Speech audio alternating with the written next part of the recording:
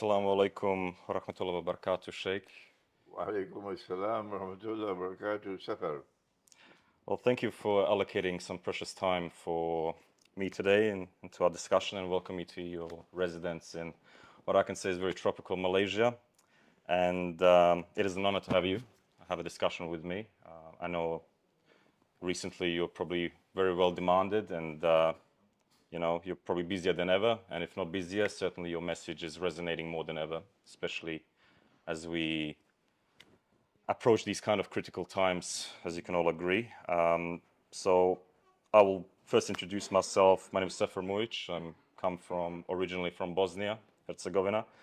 I am a recent revert to Islam, and I can attribute part of my journey to Islam to you and your teachings. And from personal level, I thank you for that. So you're originally Orthodox Christian? Yes, my family's a bit mixed, Orthodox, Catholic, atheist, a little bit Islam too, but originally, as you can say, the Balkans are a bit of a melting pot.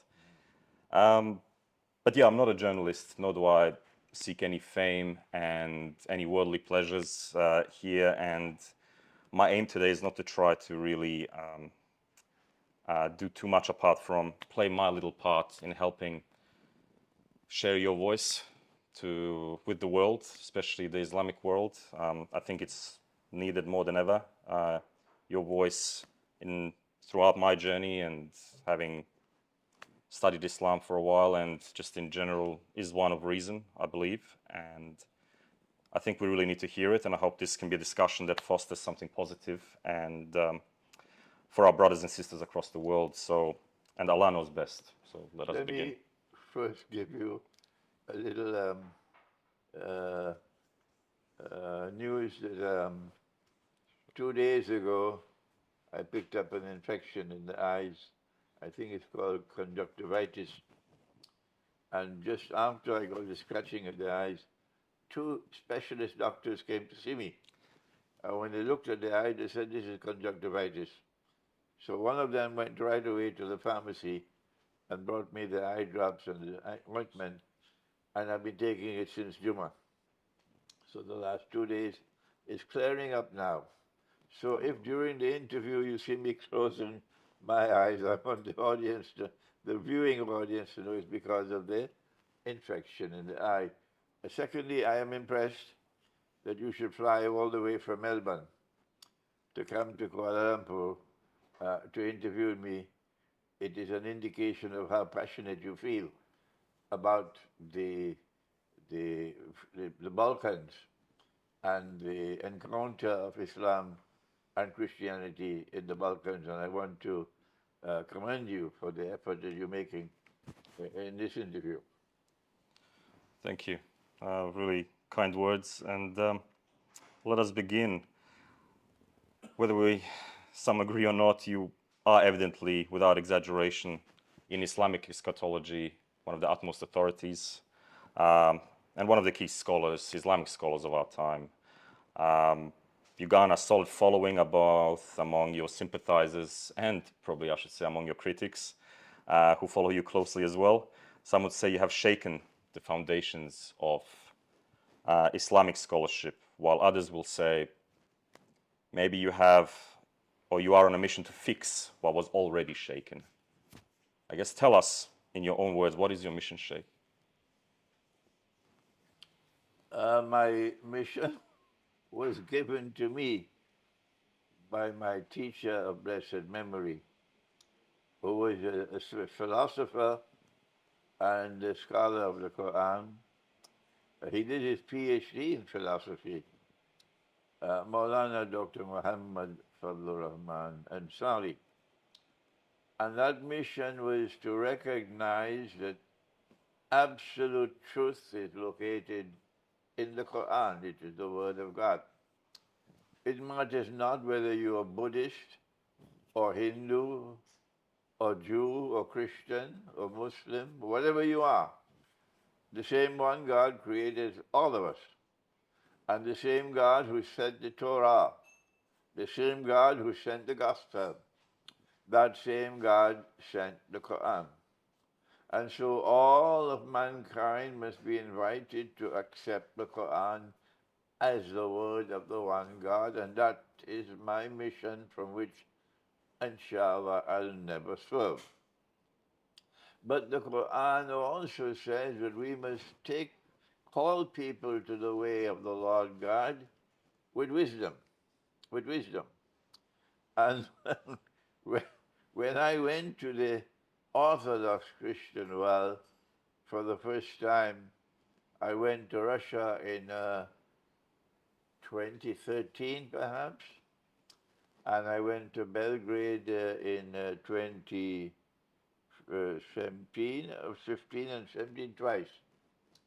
And I took the Quran to them the way I was taught by my teacher. I found to my surprise that although these were people who had tremendous hatred in their heart for Islam, because they identified Islam with the Ottoman Empire. And the Ottoman Empire waged endless wars on them. And these were wars of oppression. And the Orthodox Christian world suffered tremendously. I hope I can spend some time today in this interview reminding our world of Islam of what are the things the Ottoman Empire did. We must have the integrity to call a spade a spade. And this mission of mine became enhanced when I realized that Islamic eschatology was the branch of knowledge that was most in demand at this time, when there was no Islamic eschatology. There was a Christian eschatology, well developed. There was a Jewish eschatology, well developed. But there was no Islamic eschatology. And I was blessed by the Lord God to pioneer Islamic eschatology. And it was in the process of pioneering Islamic eschatology and studying what the Quran had to say on the subject that I then realized that the Quran had prophesied. The Quran had prophesied that there would be a Christian people who in the end time would become closest in love and affection to Muslims. Imagine my surprise when I realized that the people that the Quran was speaking about are the same people who had the greatest hatred for Islam. And it was because of the Ottoman Empire. And so I came to the conclusion that one of the strategic missions of the Ottoman Empire was to sabotage end-time friendship and alliance between our two people, the Orthodox Christian people and the world of Islam. And so my mission has been to try to build friendship and alliance between these two people. It's great to hear. What I've probably come across when I was studying your take on matters, especially in terms of eschatology and Islamic theology in general, is, may I say, a bit of a dialectic approach to studying the Quran in some aspects, and probably falls a little bit on deaf ears with the rest of the Ummah, but also with some controversy towards some as well.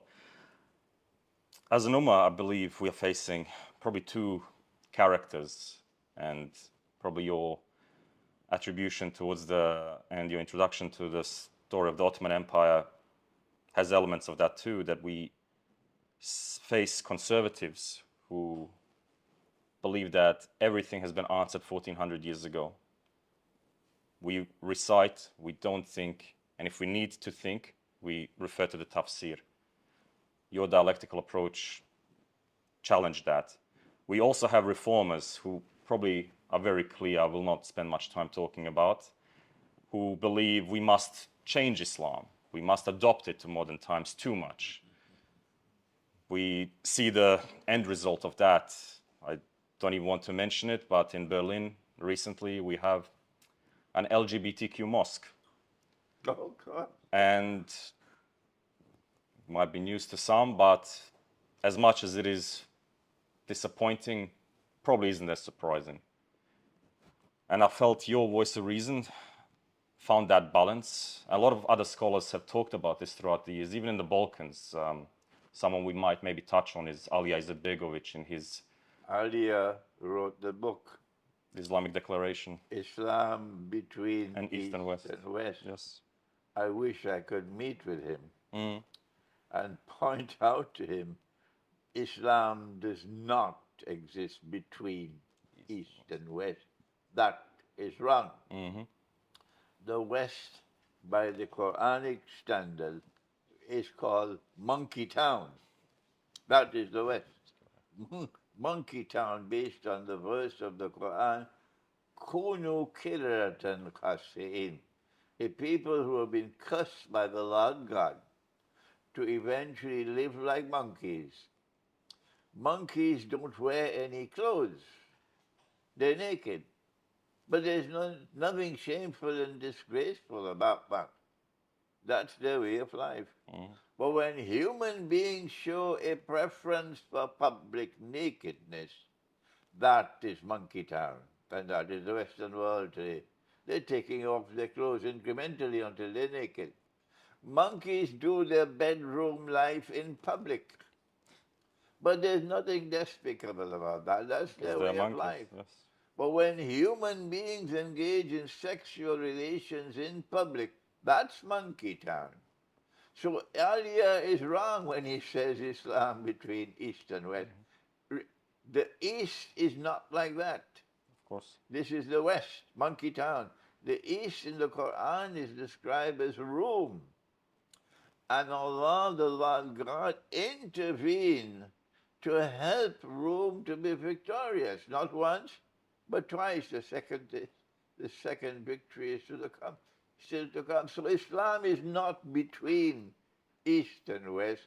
Islam is allied with the East. That is a mistake that Alija made. And it's funny you touch on that. I love the arguments in the Western world we will see for this modernization and free love thinking that they have towards sexual deviancy is we see it in the animal kingdom. We see penguins commit acts of homosexuality. But nobody, I think, as clearly as you are saying to them, animals also eat their own young. Animals also kill their own offspring.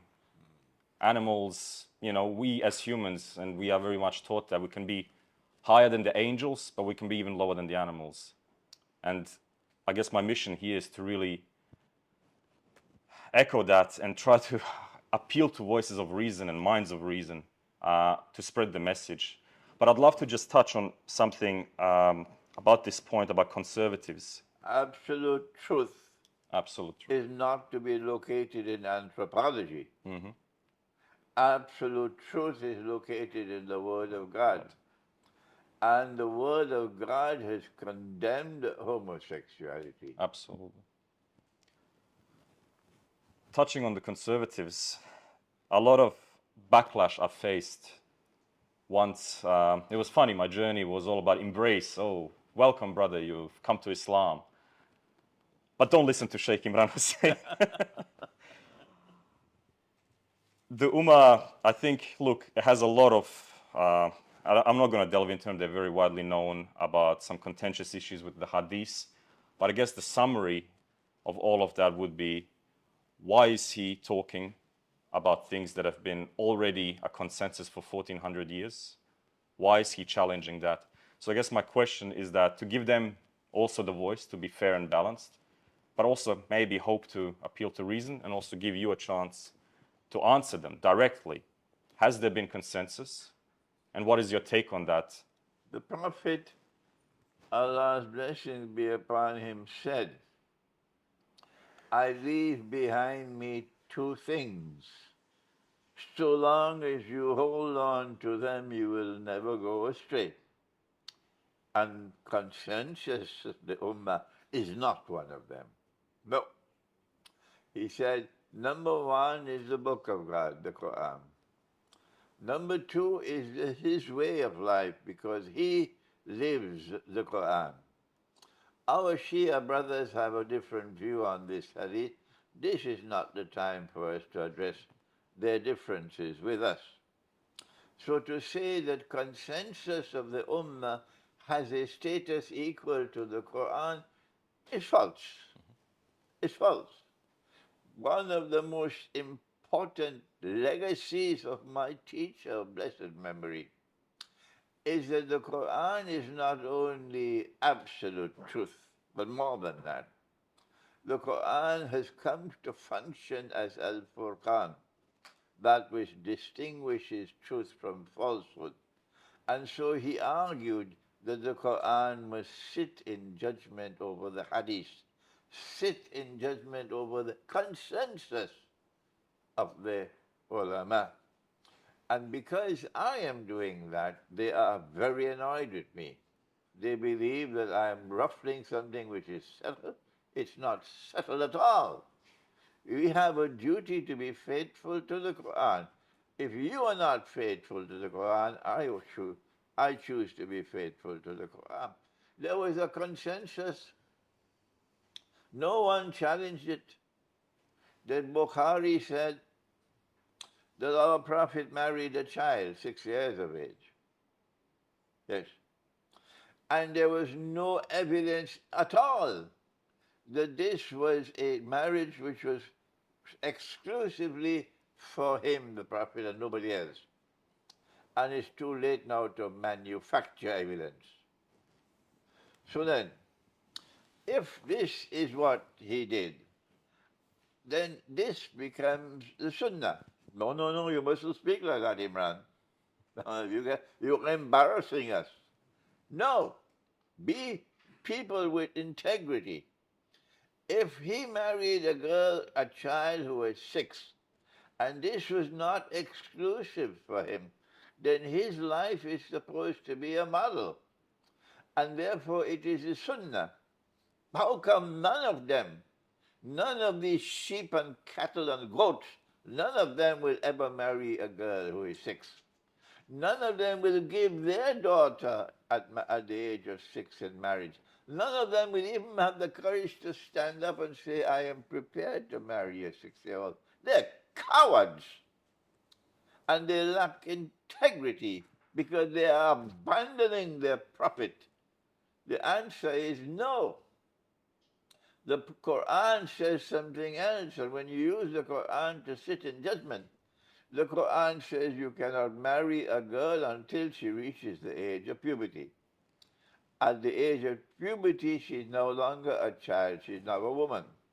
But in addition to that, the Quran seeks a measure of maturity. And that makes sense, common sense. And so girls were always married at the age of 14, 15, 16, 17, until this age of enlightenment came, of profound knowledge. No, she must wait until she's 35, then she can marry. At 18, she's still a child. This is the rubbish that comes from the modern feminist revolution. So my mother was married when she was 15, and she was a successful wife and mother. When we use the Quran to judge the Hadith, then we realize very clearly that this Hadith, that our Prophet married a child, is in conflict with the Quran. They won't accept that. In Aberdeen, in the north of Scotland, my lecture was being arranged in a masjid. The Imam canceled the lecture because he said, I am in conflict with Bukhari. And so the profile of scholarship in which we use the Quran to judge the Hadith, we use the Quran to judge your consensus of opinion, we use the Quran to judge the Sirah, that is what they cannot accept and will not swerve from this mission of ours to ensure the primacy of the Quran, the recognition of the Quran as absolute truth, and the function of the Quran to function as Al-Furqan, to separate truth from falsehood. Very well said. And I believe a lot of it is also attributed to emotion, unfortunately. And I know, but what solution do you have for them? Maybe some special biryani or roti canai that doesn't put to sleep and wakes them up, or some other rupee of common sense or something like that? Because is there something No. that can really break through to them? There is a hadith of the Prophet, a prophecy, which they will never quote. They will never quote. In my lifetime, only one scholar of Islam I've ever heard quoting this hadith in public, this prophecy, and that was the late Dr. Israr Ahmad Rahimahullah. This is what our Prophet said, in consequence of which I have come to the conclusion they are a hopeless people. He says, Yushiku ayati al-nasi zaman. It will not be long before that time will arrive. La yabqa min al-Islam il-lasmu, when nothing will remain of Islam but the name. Wa la yabqa min al-Quran illa rasmu, nothing will remain of the Quran but the traces of the writing mechanically recited. Masajiduhu ma'amiratun wa hiya qarabu min al-huda. The masajid, the houses of God, would be grand structures, multi-million-dollar buildings, but devoid of truth, devoid of guidance. And then he ended by saying, ulama'uhum sharrun nas mimman tahta adim as-sama. The scholars of Islam at that time would be the worst people beneath the sky. Min indihim takhrujul fitna wa fihim ta'ud. They will become the centers of the corruption of the people. And as a result of this prophecy of Prophet Muhammad, Allah's blessing be upon him, I decided to leave them and move forward with my caravan. That they are a hopeless people. You can't change them. I guess we encourage others to do so as well. I guess that touches on education a bit. It's a well-established problem in the world, and not just the Islamic world, but especially in the Muslim world, which I guess the lack thereof leaves us open to a manipulation. And it's been a challenge that has plagued probably us throughout history, from dating back to Plato's Republic to today. How does the status quo in terms of education change? Do you believe there is an actual problem? My teacher of blessed memory, Maulana Dr. Muhammad Fazlur Rahman Ansari, in the 1950s, so that'll be 75 years ago, he wrote an essay on Islamic education,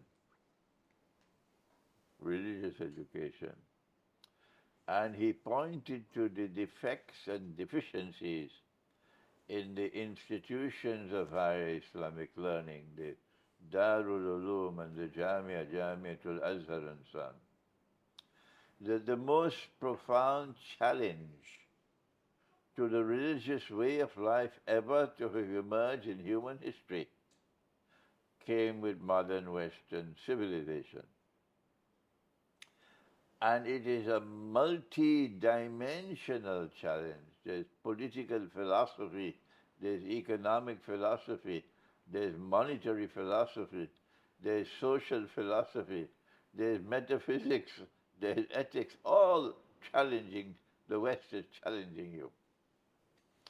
And the institutions of Islamic learning are incapable of even going to the Quran to locate what does the Quran say about modern Western civilization.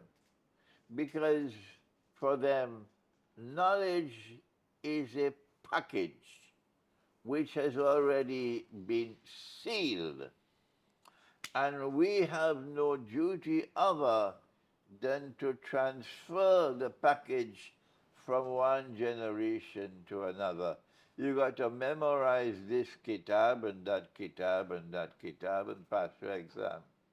There is no role at all for critical thinking, none for original thinking.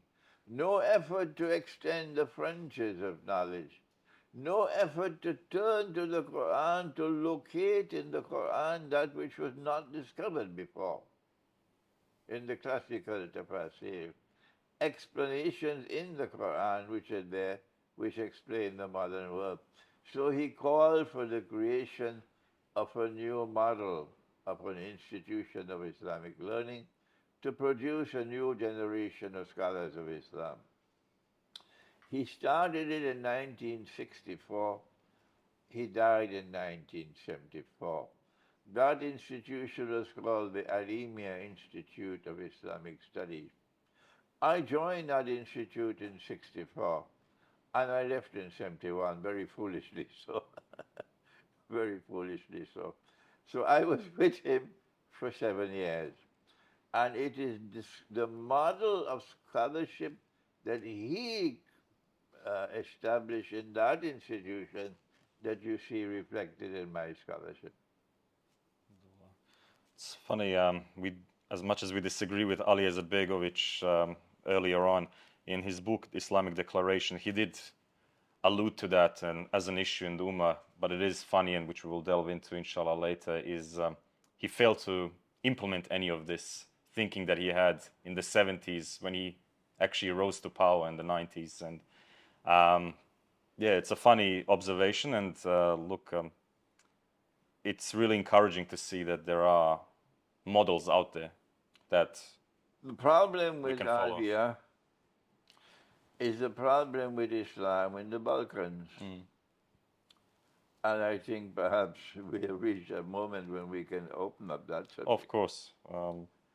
That it is in the Balkans more than in any other part of the world that the world of Islam and the world of Christianity come into direct contact with each other. In Egypt, it's not the world of Christianity, it's a fragment in the, what do they call now, the Coptic Christians. In Syria, it's a fragment. The Western world planted this in Syria, but not in the Balkans. The Balkans, you have Islam backed by Turkey, which is a major player in the world of Islam. And in the Balkans, you have Christians backed by Russia, a major player in the world of Orthodox Christianity. So it was actually the two civilizations facing each other in the Balkans. And if these two civilizations are to eventually enter into friendship and alliance in the end time, which is what is at the heart of Islamic eschatology, a Muslim-Christian friendship and alliance in the end time.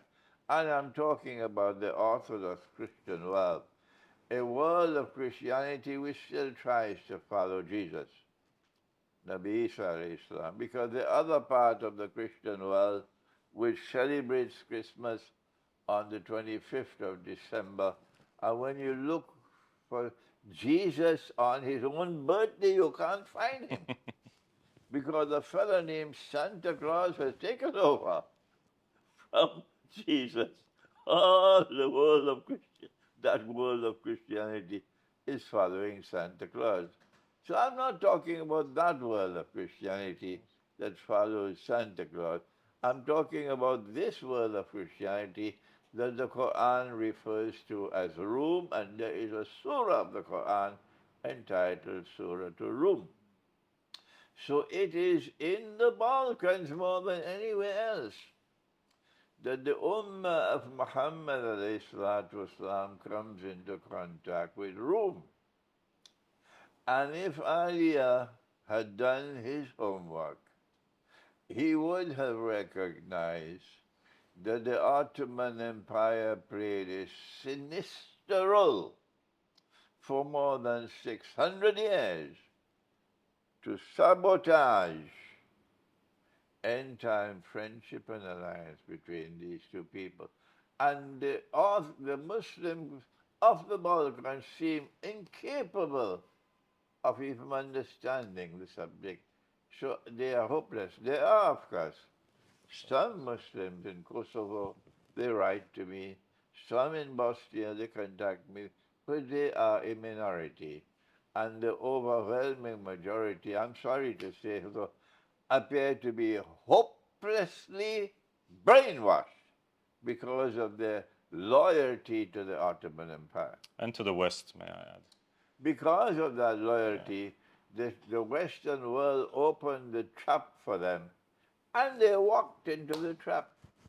Sure, I'm happy to touch on that a little bit later on our second part. Okay. But what I'd like to, more generally speak, you mentioned Santa Claus. It's very interesting and analogy that when you really study Western Christianity and these kind of elements that go around traditions and celebrating Christmas and Easter, you have this Santa Claus figure who has been implanted to drive children away from God, to really, it's a man who comes from the sky. If you're good and you behave, you will get what you want. If you don't, you'll get nothing. And, you should believe in him. He should, take away your imagination. Don't worry about God. Do you believe this is a deliberate ploy? The central figure in Western Christianity from the time you were a child is not Jesus, it's Santa Claus. And brainwashing. And it's fascinating how the story of Santa Claus, it really dates back to Saint Nicholas, who's revered in the Orthodox Christian world. And yeah, very interesting manipulation. And I guess for those who want to think and can think, I'm sure there is a message there if you read between the lines. But one thing I really want to touch on as well is one of your conferences, you've said certain words which I think to any normal Muslim should send shivers down their spine out of hope and, wake them up. Because you've used words that probably we haven't used in a long time, at least not that I can remember, or aren't readily available. But what I really found powerful is this usage of mobilization of the Ummah. That was, I think, a really good wake-up call for a lot of people. I guess what I want to ask you, first of all, what will it take to mobilize the Ummah? Do you agree that Islamic revolution is the answer? And how does society get there? How do we start today? What must we take into account if that's the solution? I'd love to let you elaborate a little bit on that. I'm not going to begin with Mao Zedong. I'm not going to begin with Fidel Castro. I'm going to begin with the Quran. That if we are to mobilize the Ummah of Nabi Muhammad ﷺ, and that is coming, whether we prepare for it or not, Allah has prepared for it. Because our Prophet said, Allah's blessing be upon him. He says that there is a timeline of events in the end time. Only a prophet of the one God could have said, I hope Russia will listen to this. He said that when Jerusalem is center stage, at that time Medina, at that time it is known as Yathrib, would be in a state of forlorn desolation. When these two things are in place, then the next event to take place in that timeline of events in the end time would be the Great War. The Christians call it Armageddon, the Muslims call it the Malhama. And we can talk about the Great War. But then he went on to say that 7 months, one hadith says 7 months, another hadith says 7 years. After the Great War, something dramatic will occur in the world of Islam. The world of Islam will rise up from slumber. Mobilization will take place. He said that a Muslim army would conquer Constantinople. And he praised the army and he praised the commander. That army which will conquer Constantinople. There is a term which is used in modern terminology, something called a game changer. Yes, that conquest of Constantinople is the game changer of all game changers. Why would a Muslim army conquer Constantinople? You've got to think. Don't ask me, show me the Hadith. I say, that's the door. Go and lock the door behind you and don't come back. Because we are people who think. And when I think, when I analyze the subject, I realize that the Muslim conquest of Constantinople will take place at that time in order to correct the wrongs committed by the Ottoman Empire, the most important of all, which was the transformation of Hagia Sophia from an Orthodox Christian cathedral to a masjid, to the eternal shame and disgrace of this ummah. So that has to be corrected. When that Muslim army conquers Constantinople and we return Hagia Sophia to those to whom it rightfully belongs, something is going to change. I was in Moscow in February. I was invited to an important conference in Moscow, and they invited more than 350 people from 130 different countries, and each person was handpicked. And I was the only Islamic scholar invited to that conference. That was Russia's appreciation for my profile in scholarship. I mean, that fact alone should... And they put me on the platform. They gave me a very prominent place in the conference. And I was the third speaker when the conference opened. I was the third speaker after Professor Alexander Dugin. After the conference was over, I was invited, to my surprise, with a small group of about a little more than a dozen people, to have dinner with the Russian Foreign Minister, Sergei Lavrov. He stayed with us for about 2 hours, and the discussions were all politics and economics and monetary economics, and there was a lot of laughter. He was joking and laughing and enjoying, until I stopped him. I said, let's talk about the Quran. And then silence descended upon the gathering. No more smiles. The Russians are very serious when it comes to religion. But it was not easy talking to him. But when I mentioned to him that our Prophet has prophesied a conquest of Constantinople, he interrupted me. He said, I want to tell you how happy I am that you use the name Constantinople.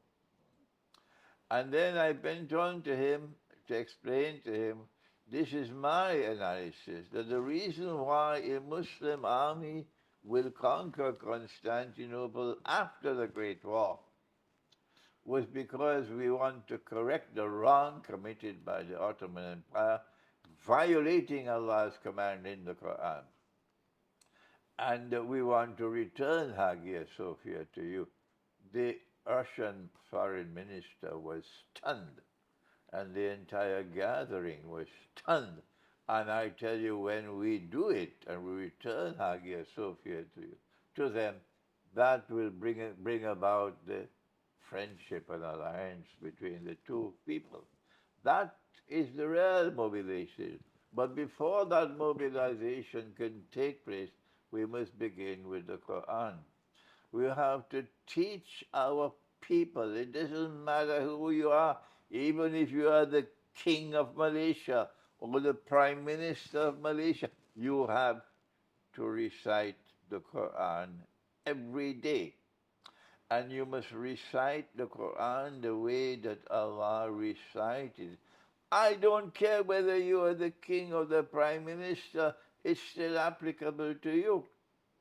All the children must be taught to recite the Quran the way that Allah recited it. If you are doing that, you will know that today is the 28th day of the month of Muharram in the year 1446. When you're reciting the Quran the way Allah recited it, my book, The Quran and the Moon, explains that subject. Then you will khatam the Quran. You'll finish the Quran every lunar month. I am not asking you to do something I'm not doing. I do it myself. I complete the recitation of the whole Quran every lunar month. If you are a woman and you have the monthly menses, I've answered the question 500,000 times already. So let me do it one more time. If you are reciting the Quran and you are a young woman and you have the menses, then during that period of time when you don't recite the Quran, wait until the menses are over. If you have enough time left before the end of the month, to double up. Instead of reciting one juz, you recite two, then try to finish. But if you cannot, and sometimes you will not be able to do it, then you continue reciting the Quran even after the new moon comes, and you recite it to the next month until you finish. Whenever you start to recite the Quran, do not stop until you finish the end. When you finish the Quran, then for the rest of that month you recite wherever you want until the moon is seen and a new month begins. When people are reciting the Quran this way, then the Quran can protect them. This is in Surah Al-Isra. Sefer in Surah Al-Isra, Allah says, بعد أعوذ بالله من الشيطان الرجيم وإذا قرأت القرآن, and when you recite the Quran, جعلنا بينك وبين الذين لا يؤمنون بالآخرة حجابا مستورا. When you recite the Quran, meaning when you recite the Quran the way the Quran must be recited, Allah says, I will place a hijab between you and that godless world which a man can marry another man and get a marriage certificate. We'll place a barrier, a hijab between you and them, and the hijab will also cover you and protect you. This is the beginning of the process of mobilization. The next step after recitation of the Quran is the study of the Quran. You cannot move forward unless you're able to study the Quran. The Quran came as guidance. And when you're able to study the Quran, you must study the Quran according to proper methodology. My teacher wrote a book on that subject, The Quranic Foundation and Structure of Muslim Society, 2 volumes. When you study the Quran as it ought to be studied, and you understand the Quran, then you use the Quran to sit in judgment over the Hadith. And when a Hadith is in harmony with the Quran, you accept it. But when a Hadith is in conflict with the Quran, you stay with the Quran. No matter how many times I repeat this, Sefer, they will never accept it. They will never accept it. No Hadith can be in conflict with the Quran. The Quran and the Hadith have the same status. These people can never be mobilized. No, the CIA and the Israeli Mossad and Turkey and Saudi Arabia and Qatar will give them money and they will dance to every tune that the Dajjal plays, and they'll go and wage a bogus jihad. They did it in Chechnya. They're doing it in Uyghur, China. They did it in Syria. They dance to every tune that the Dajjal plays because they only have peanuts in their head. How can you mobilize such people? I mean, there's a lot of contradictions for those that think you can really, again, read between its common sense in a sense as well. And I guess you have to really be in touch with your fitra as well. And rely on the Quran to make sense of these times. And I really appreciate this echoing of this very simple solution to get through these times. And because what is fascinating, Islamic resistance in this world is without doubt being manipulated. It doesn't make sense how we are organizing so well. We suddenly can send brand new land cruisers to Syria and destroy a country and suddenly suit all the agendas of the West. But we can't even organize basic aid package to Palestine. Shouldn't that be a bit of a suspicion to those who have some common sense, to have that ability to think a little bit critically? Should you not be asking your questions right there and then? More important, Sefer, than organizing aid for Palestine is to be able to go to the Quran and locate the guidance and the Prophet, the Sunnah, the guidance how to respond to the universal oppression of the modern age. And who are those who are oppressing us? Why does the Quran say in Surah Al-Isra about Banu Israel, لَتُفْسِدُنَّ فِي الْأَرْضِ مَرَّتَيْن? That Banu Israel, the Israelite people, will commit wickedness on earth, oppression on earth twice. And those two occasions already took place before the Quran was revealed. Or what about the present one?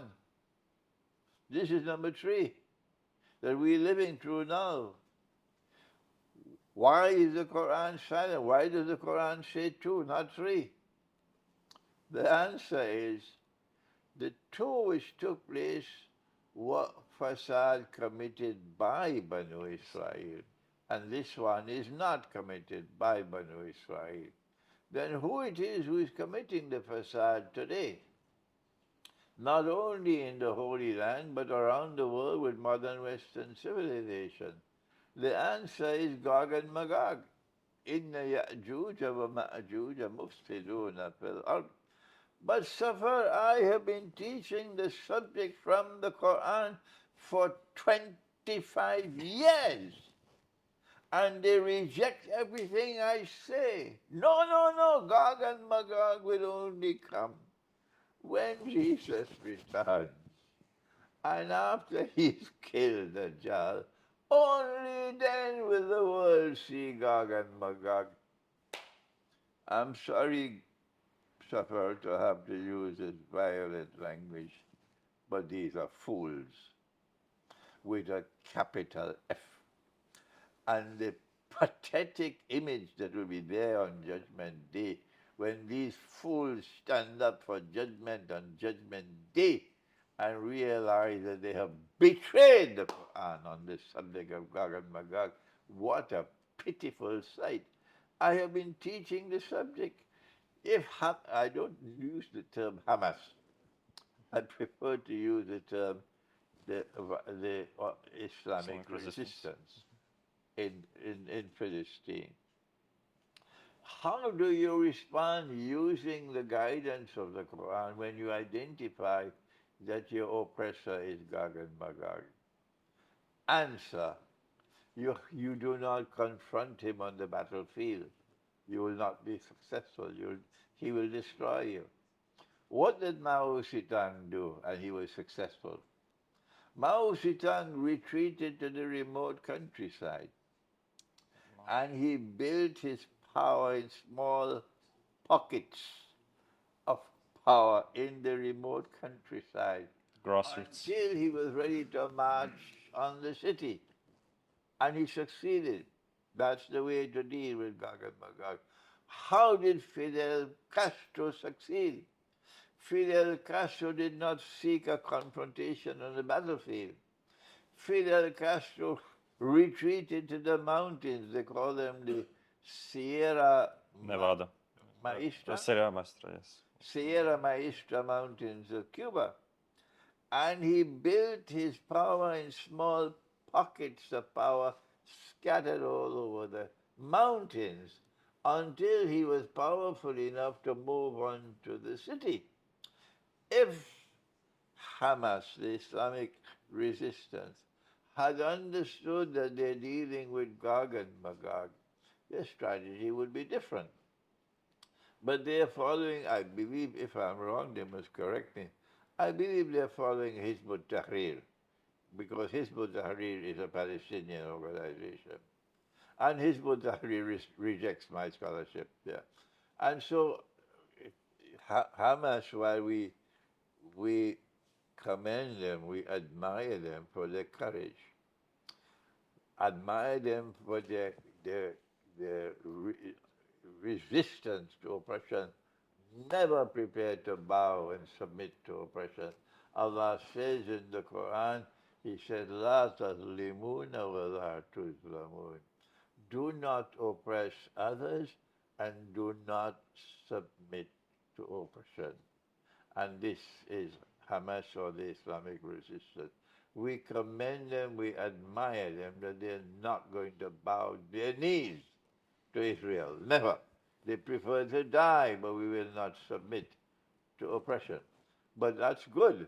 The other part, however, is if you want to succeed, you got to follow the guidance in Surah Al-Kahf.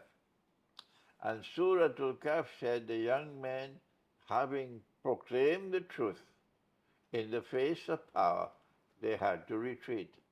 And while retreating to the remote countryside, they stopped in the cave, and Allah intervened and put them to sleep. When the Islamic resistance in Palestine, the Islamic resistance in Bangladesh, which is now under attack, the Islamic resistance in Egypt, in Algeria, in Morocco, in Pakistan, so many other parts of the world, when the Islamic resistance realizes that you're dealing with Gog and Magog and with Dajjal, then you have to formulate appropriate strategy. And they're not doing that as yet.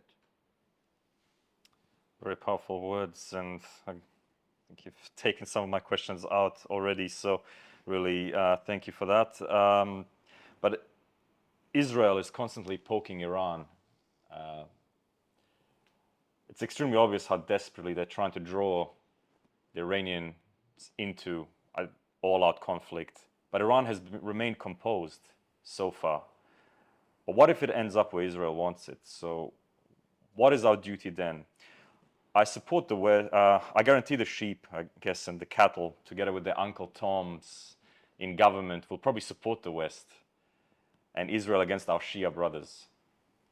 And probably that's the main reason. The fact probably that they are Shia to some of these people is reason enough to not support them. What is your take on that? Israel would not want to be seen as the aggressor, because if Israel provokes the war with Iran, then the blame for the enormous consequences of that war will fall on Israel. All of mankind will blame Israel. What would be the consequences of war with Iran? Answer: Iran is pledged not to join the nuclear club, provided you don't attack Iran. But if you attack Iran, Iran can change a position. Iran has a primary responsibility to preserve itself. This is the same doctrine that Russia has. When the state is in a state of threat, you have to respond. So an attack on Iran will provoke Iran to instantly join the nuclear club. And if Iran becomes a nuclear power, then the consequences for Israel and for that entire region of the world would be tremendously perilous.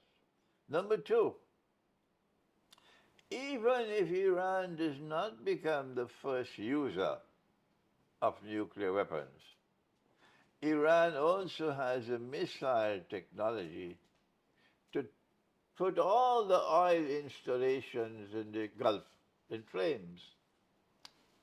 And Iran also has the capacity, the military capacity, to block the Straits of Hormuz.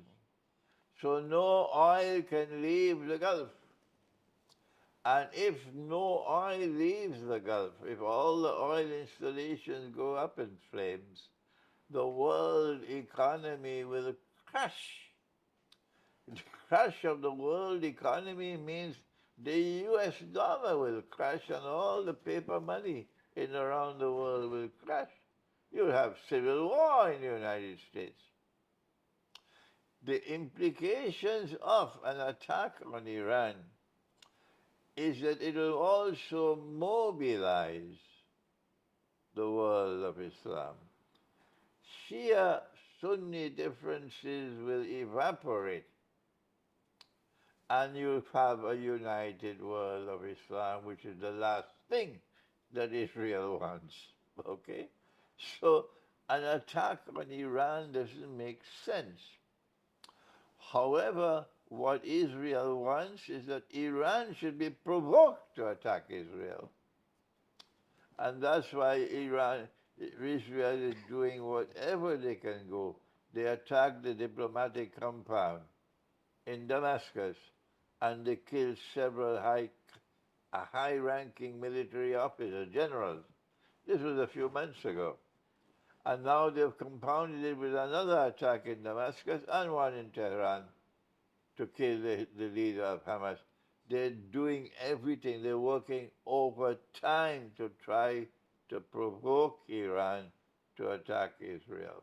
It is the measure of the wisdom of Iran that Iran has not done that as yet. Iran responded with 300 missiles, but Iran did not want a war. My opinion is that even after the attack which assassinated the leader of Hamas, Ismail Haniyeh, that Iran will choose a response that will attack Israel without provoking a war. Are you referring to a proxy? That is possible. I don't think Iran has yet decided what they're going to do.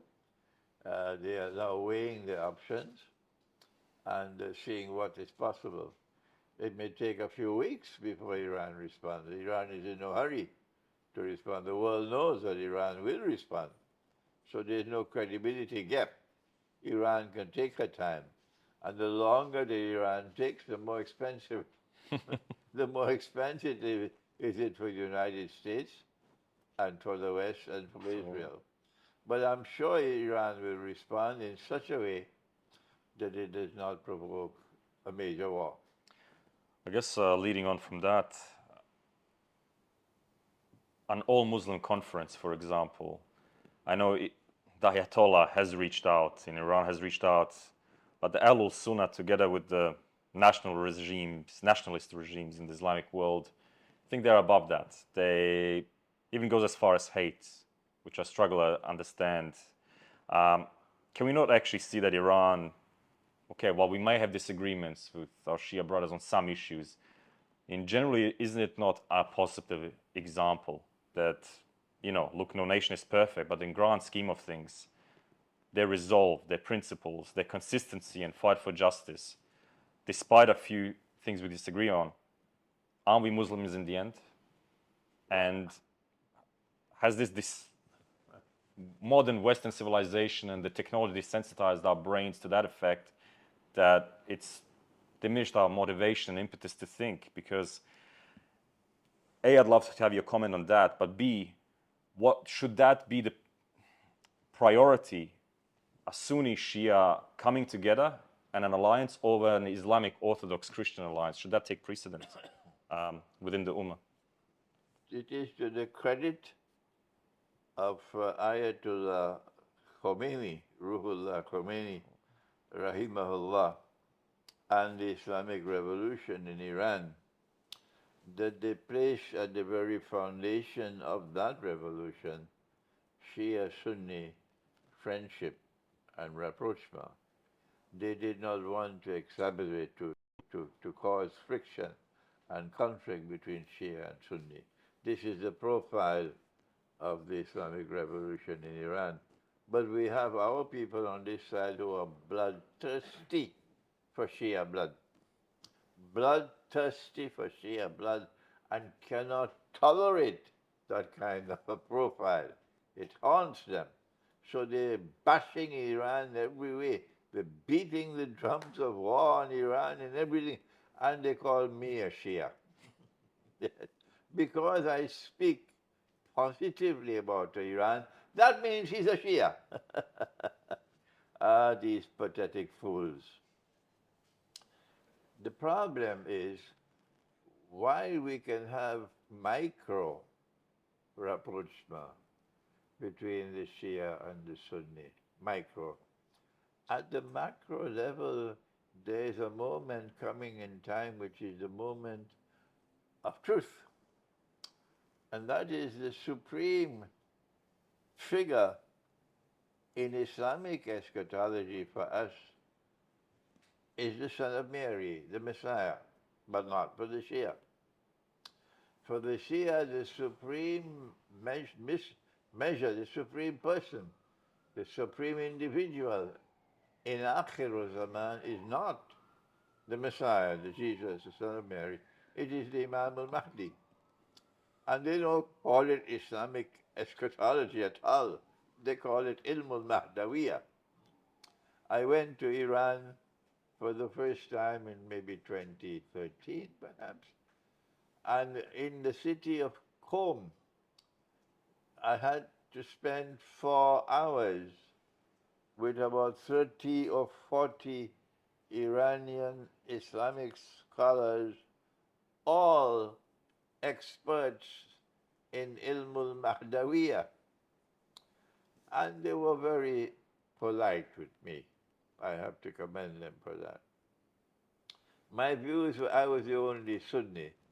My views were different from them, but we differed with each other in a very polite way. And the session went on for several hours. And I learned a lot of our differences in that session in Qom. But what at the macro level is the moment of truth is that when the Imam al-Mahdi does come, most Sunni will reject him, brainwashed Sunnis, because they say he's a terrorist. He's a terrorist. That's not our religion. But most Shia will also reject him because he will confirm that Abu Bakr Siddiq was a valid Khalifa. And that he will reject this belief that Allah is the one who ordained that the leadership of this Ummah upon the death of the Prophet ﷺ is restricted to the family of the Prophet. If that came from Allah, as the Shia insist, it is Allah who has ordained that the leadership of this Ummah is restricted to the Ummah, to the Ahlul Bayt. If Allah sent that, if Allah ordained that, and anyone rejects what Allah ordained, you're kafir. And I say to them very plainly and clearly, I understand this subject, I have studied this subject, and I reject that. So why don't you call me a kafir? They will not do that. They will never do that. There is no integrity in that position. I reject it because there's nothing in the Quran to support it. So when the Imam comes, the Imam will recognize that Abu Bakr Siddiq was a valid Khalifa. And so to Umar and Uthman, radiallahu ta'ala. Now when he does that, most of the Shia will reject him. So he's going to lose most of the Shia and most of the Sunni. Some Shia will accept him and change their views, their Shia views. some Sunni will accept him. That small group would be the group of the believers. The rest will all be misguided people. Thank you for delving into that subject as well. I'd love to go into Russia before I go into the Balkans, and I think they're intertwined anyway. You've touched on it a little bit earlier about your meeting with Lavrov, but I think the most and the biggest, I think, outtake from this is, as you rightly mentioned, you were an Islamic scholar, the only one who was invited to speak to the biggest country in the world and the biggest nuclear power in the world, speaking directly to its foreign minister, key decision makers. I mean, and you're also writing a book about Russia in the Quran. He asked me after we had discussed, and it was not an easy discussion, after we had discussed the subject of Russia and the Quran for some time, he then asked me to prepare a document. What does the Quran have to say on Russia, and what does your Prophet have to say on Russia? Because of that request, I started writing a book on the Quran and Russia's destiny, and the book is almost completed here. You're also planning to translate it immediately into Russian and Serbo-Croatian as a priority, I understand. And I guess, can you tell us a little bit about what we can expect from it, God willing? Well, this book is based solidly on the Quran. And as a consequence, you need more than a bulldozer to move this book. The critics, okay? It will involve explanations of verses of the Quran, which is not the traditional way. It will recognize certain ahadith to be in conflict with the Quran, and also something in the Seerah, which is in conflict with the Quran. It will show that Allah has prophesied in the Quran that there will be amongst the Christians and perhaps also amongst some of the Jews a people who will eventually accept that the Quran has come from the same source as the Gospel and the Torah. And so the Quran has the same status as the Scripture, as the Gospel and the Torah. And any Jew or any Christian who has that in his heart, accepting the Quran as the Word of God, is recognized as a believer.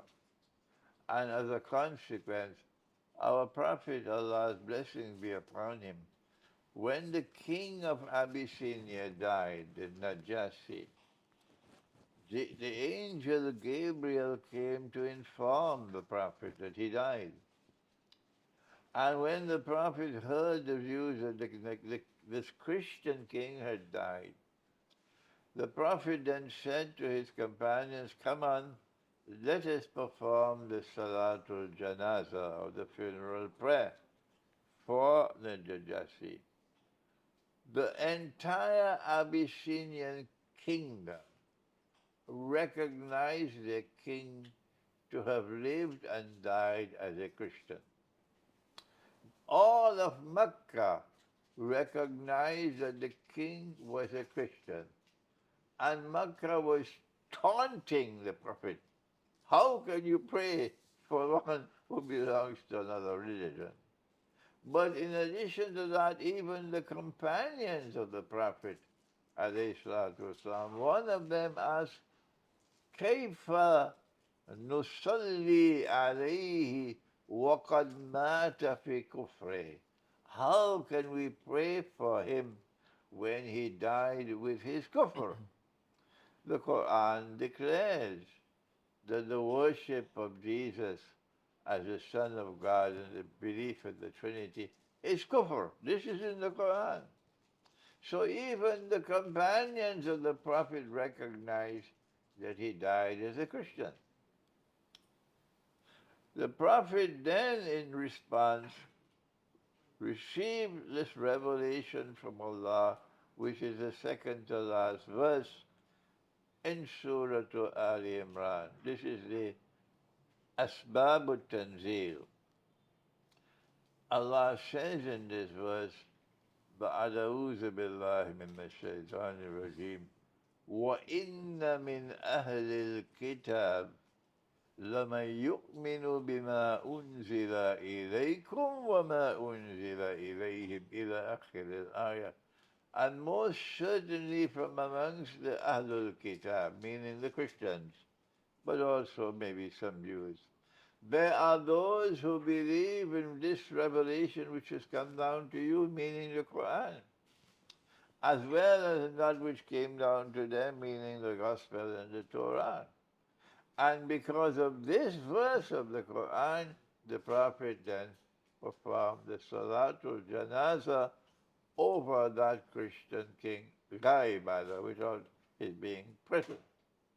When the Muslim slaves were being killed in Mecca, the Prophet said to them, go to Abyssinia, make hijrah to Abyssinia. There is a just Christian king there, and Allah will put it in his heart to protect you. That king worshipped Jesus as the Son of God and believed in the Trinity. So how could you send him to there if he's a kafir? How could you send your people to him if he's a kafir? When the slaves went there, then Makkah sent a delegation to demand the repatriation of the slaves. The Negus then called the slaves to the court, and he called all his bishops because he wants to know about this new religion. Ja'far, the son of Abu Talib, radiallahu ta'ala anhu, he then explained to the king the new religion. The king then said, recite to me from your book. And Ja'far then recited, sensibly so, from Surah to Maryam. And Ibn Ishaq has mentioned in his book, the Sirat Rasulullah, that when Ja'far recited from Surah to Maryam, the king wept until his beard was wet, and the bishops wept until their books were wet. So this was a man who in his heart he had faith, he could recognize. Then he said to Ja'far, he says, your book has come from the same source as the Torah and the Gospel. And so the verse of the Quran indicates that there are a Christian people, largely Christian people, who will eventually accept the Quran as the word of the one God. These are, in my opinion, the Orthodox Christian people. And the Balkans should wake up. The signs are there. You cannot have hatred in your hearts for a people who are drawing closer to you, who will eventually become closest in love and affection for you, and who will eventually accept the Quran as the word of God. Because if you continue hating them, continue remaining in NATO's venomous embrace, waging war on them, you are fools with a capital F. I'd love to just touch on one more topic before we, I guess, move to the Balkans and maybe a few other questions there as well. But going on from Russia, and no matter what it may mean and what the purpose was, Allah knows best why, but your voice made it through. So it's important to nurture this opportunity and investigate, at least if not more. I guess that would be the outtake I have from that. But how close do you believe we're edging to nuclear war? And maybe not from state actors, but is enough emphasis placed on non-state actors and their ability to enact tactical nuclear strikes? Because there are elements and opinions that to justify a transfer between Pax Americana to Pax Judaica, America as a nation state can't do that on its own and transfer its military might to Israel. But a non-state actor potentially arising from a civil war scenario could potentially do that. We also have Ukraine. There's clear evidence that the West hasn't won in Ukraine. The battlefield is being lost. The return on investment isn't there, but it is for Russia. They're taking Donbass. They're most likely going to take all of the Black Sea, if Allah wills it. Would they not adopt a scorched earth mentality and let it become a nuclear wasteland? The question has been posed to me 500,000 times already. When will nuclear war take place? I don't know why they keep on asking me. I think it's a diplomatic as well history, which adds that element and your understanding of international relations. The president of Serbia declared maybe 2-3 weeks ago that he expects nuclear war within the next 3 months. He has his sources of information that I don't have. He also has his own insight into the subject. But I am a bit surprised that it has not as yet taken place. And I say thank you to Allah that He has allowed it to be postponed so far. But the longer it is postponed, the greater our suffering. When the Great War takes place, only then will the world of Islam rise up. And all the governments which now control us and are oppressing us, number one, of course, the wickedest of all is the government of Bangladesh. The wickedest of all is the government of Bangladesh. When the Great War takes place, all these governments, all these states, secular states, are going to be swept away because Khilafah state is going to be restored in Mecca and it's going to be led by Imam al-Mahdi. The British, the French, the German, the Americans, the NATO, they don't want nuclear war. They prefer conventional war. Russia and China, they don't want nuclear war. They prefer conventional war. Then who it is who wants nuclear war? Answer, those who want to see the transition from Pax Americana to Pax Judaica. I believe, I may be wrong, I believe that it was I who used I was the first to use the term Pax Britannica to Pax Americana to Pax Judaica as the foundation of Islamic eschatology in my book, Jerusalem in the Quran. I never came across in my life anyone else who ever gave us this 3 parts of a shadow, which is there in Surah Al-Mursalat. So the transition from Pax Americana to Pax Judaica would not be possible without the nuclear war. So therefore, it makes sense for us to anticipate that it is the Israeli Mossad who will provoke some kind of a false flag attack, which will then provoke the nuclear war. How? I am convinced the nuclear war is soon. How soon? I don't know. I'm not particularly concerned with when it will take place. What I'm concerned with is how do we prepare for it and what comes after the war. And the best preparation of all for nuclear war is to banish the fear of death. from the heart. Continue with your struggle. Do not waver in your struggle for struggling for liberation from oppression, even if nuclear war is around the corner and you're going to die. If you banish the fear of death from your heart, then you can fight battles for Allah. Thank you. I was meaning to ask a few questions about the economics, but maybe we can touch on it a bit later. I just wanted to get your opinion on, are you aware that Gog and Magog are the official mascots and protectors of the city of London and its subsequent financial district? Yes, I'm aware. And what do you make of this? Well, the island of Tamim Dari, I said it 20-something years ago, that the island of Tamim Dari is Britain.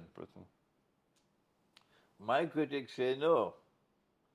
My critics say that the Prophet said that Dajjal will come from the east,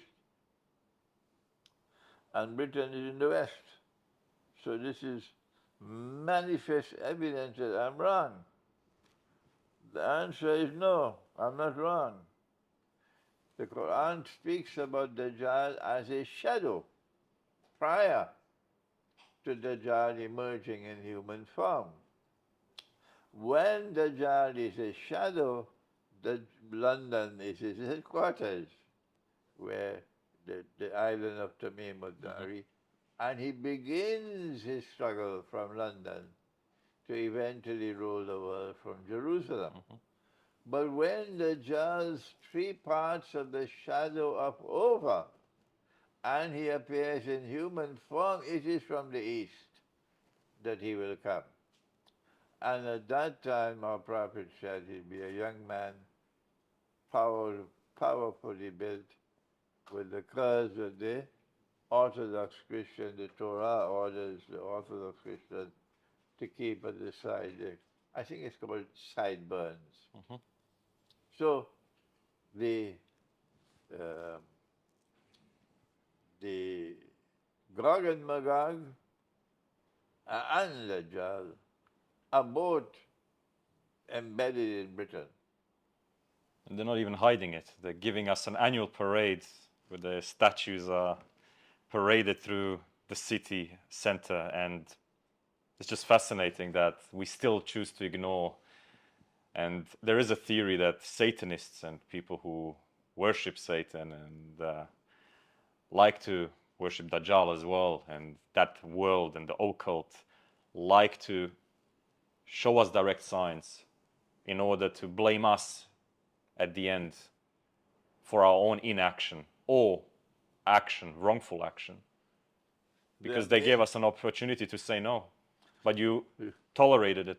There are millions of Muslims, mostly people who have migrated to Britain from the world of Islam, who are now resident in the major cities of Britain. London has a huge Muslim population. So too Birmingham and Manchester.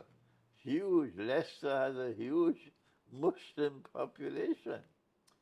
And these Muslims are comfortable living in Britain. Yet, the fact is that Britain is now becoming an atheist country. The British people have stopped worshipping God.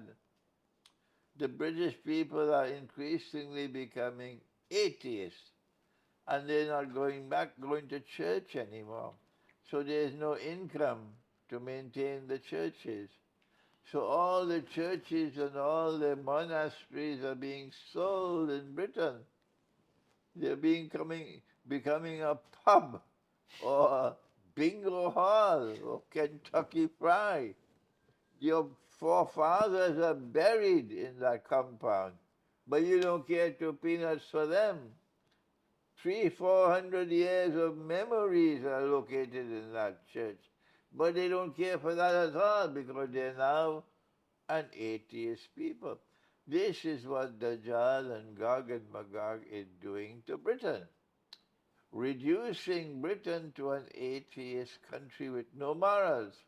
A man can marry another man and get a marriage certificate. Same thing happening in France.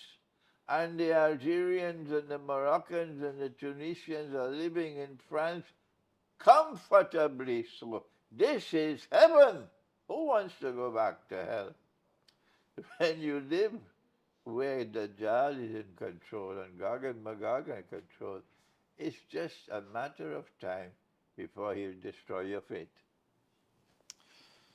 Okay, well, thank you for that. I think that concludes part one. Not sure if we need to take a bit of a break before we move into the Balkans. Yeah. Well, thank you, Sheikh. I'd like to touch on a few things more specifically about economic systems. And I think undoubtedly, as an economist myself, and among many of my peers who have differing views and ascribe to different methodologies of economics, we all realize that undoubtedly capitalism is in crisis. One doesn't have to have a PhD to figure this out. I mean, all you have to do really is just to look out the window. And for the first time in history, I think no matter what we ascribe to, we realize this in our field. And while our solutions to overcome it may differ, nonetheless, we realize that capitalism's failure to answer key societal issues of existential nature has a direct impact on how we formulate future politics, and very few of us think the system hasn't been manipulated or tampered with.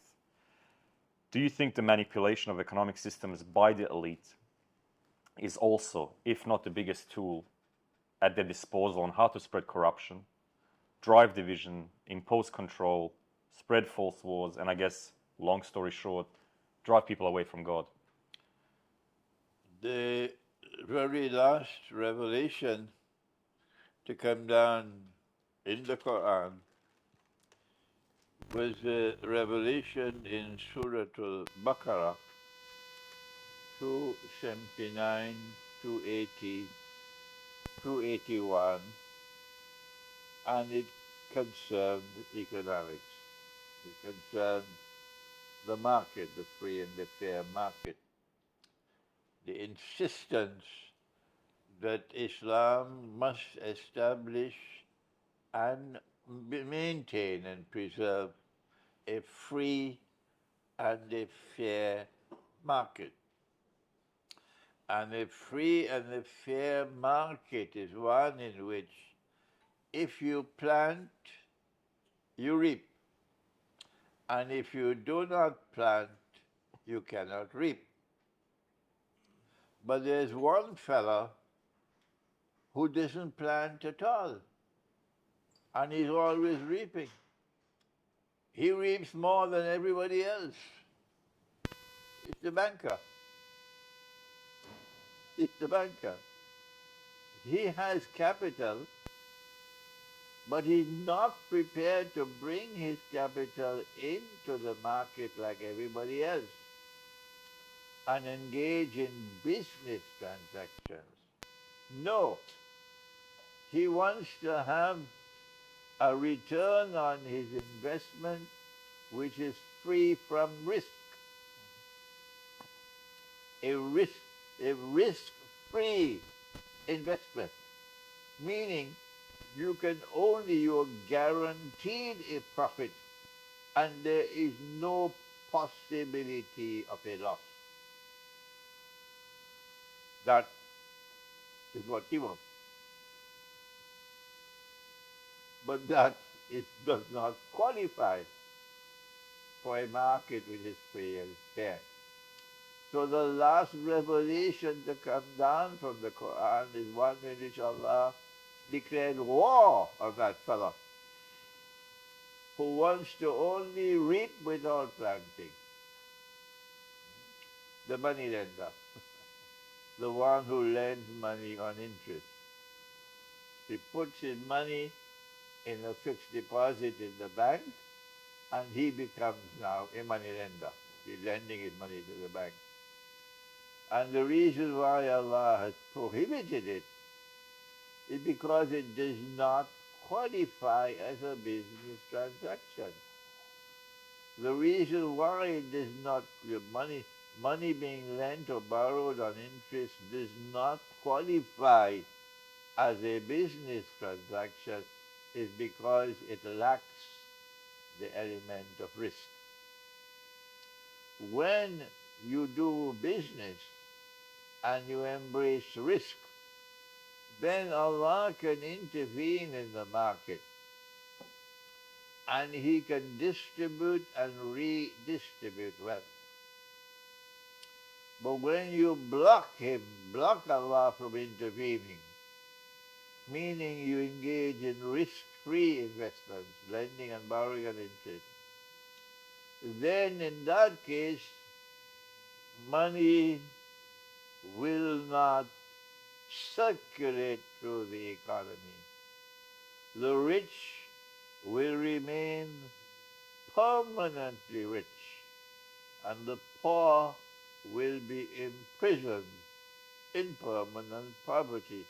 But it's more than that.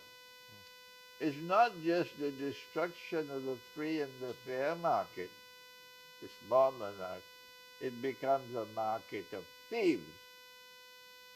When Jesus, Nabi Isa alayhi salam, went into the temple, Masjid al-Aqsa, and he found the Israelite people engaged in riba, he cursed them. He turned over their tables.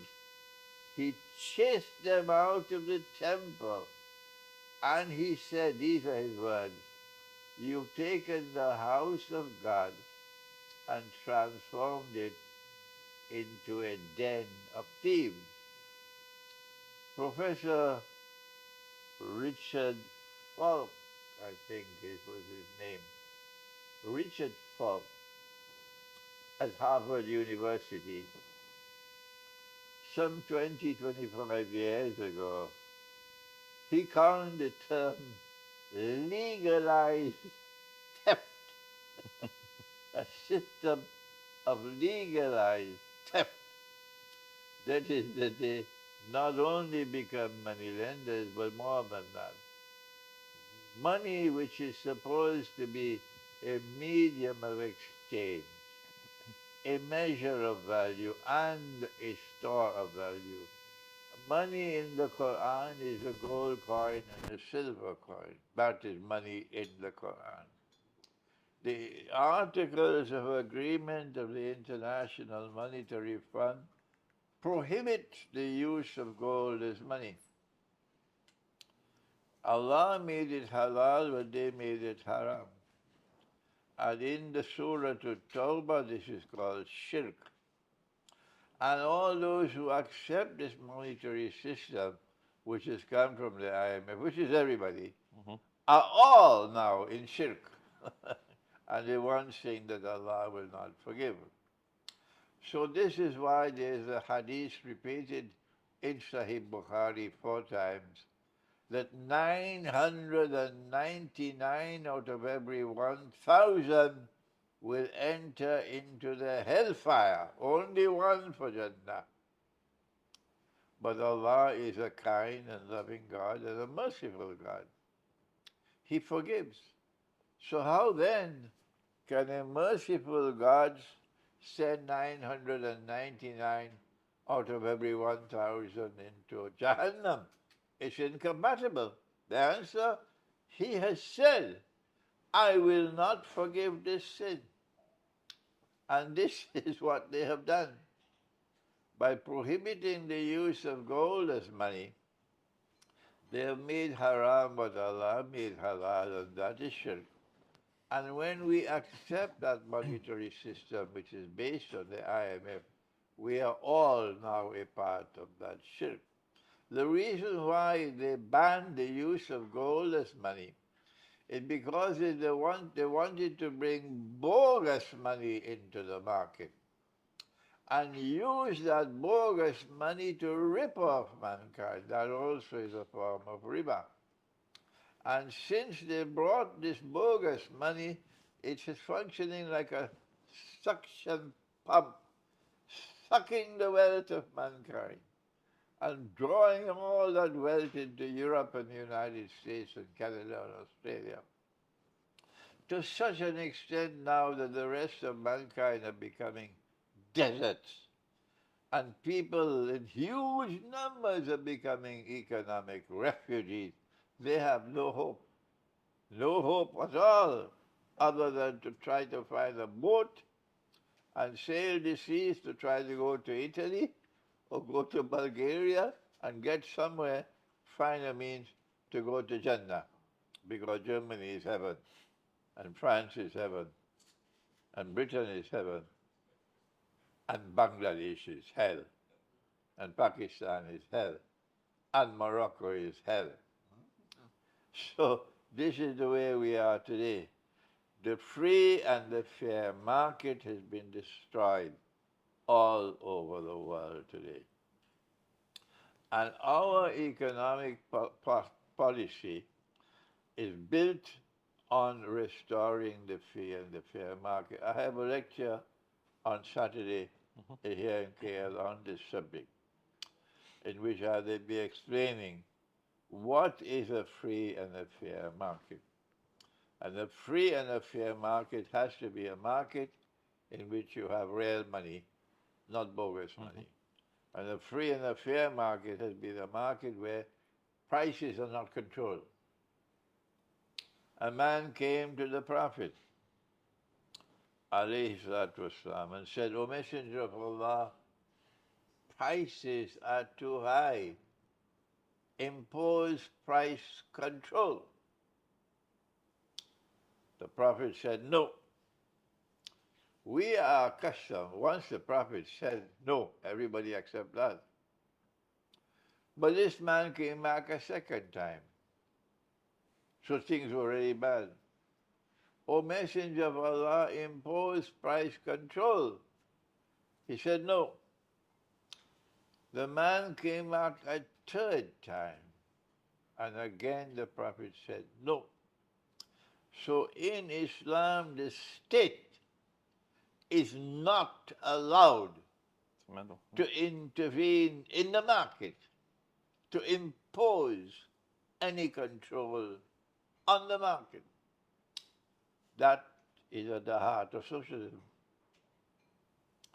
And we have eminent scholars here in Malaysia who are arguing the case for socialism.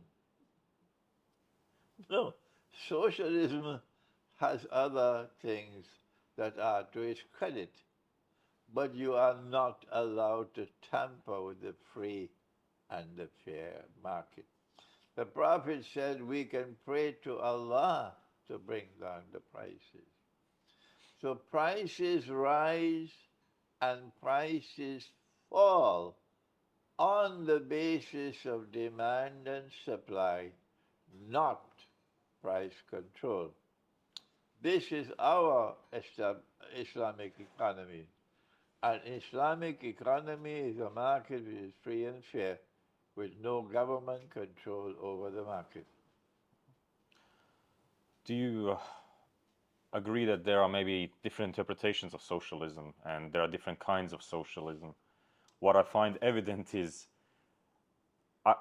together with Islam and I guess Marxist critique of capitalism, these two doctrines and philosophies and everything associated with it have one thing in common, that they've probably been attacked and smeared by the Western elites the most throughout history. And it's just fascinating that we also have movements called Islamic socialism. One example, probably Gaddafi's Jamahiriya, which had elements of that. And that there are various aspects of market socialism. Me coming from Yugoslavia, we had that under Marshal Tito. And the workers' self-managed economy, which was something we thought was the way to socialism. It started at work, not manipulating with the market. But do you agree that the Muslim community is often brainwashed that when people mention socialism, they equate it to Soviet Union, atheism, all of that, and ascribe to the Western propaganda to manipulate them, rather than doing a little bit more delving into what actually socialism entails. There are different types of it, and that potentially maybe socialism is just a tool to that has a set of tools to manage the economy based on Marxist critique and critique from other philosophers. Is it something that we can use potentially as Muslims, certain tools from socialism to create a more fair and equitable society?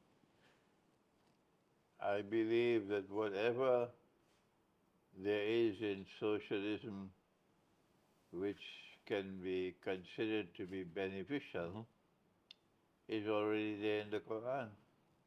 Great. If I have it there in the Quran, why should I borrow it from elsewhere?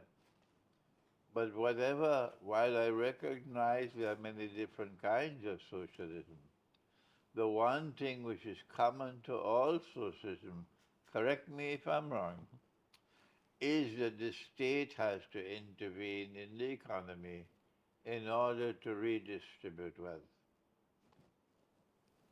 A little bit, yeah, probably I would disagree with you on that, but that's fine.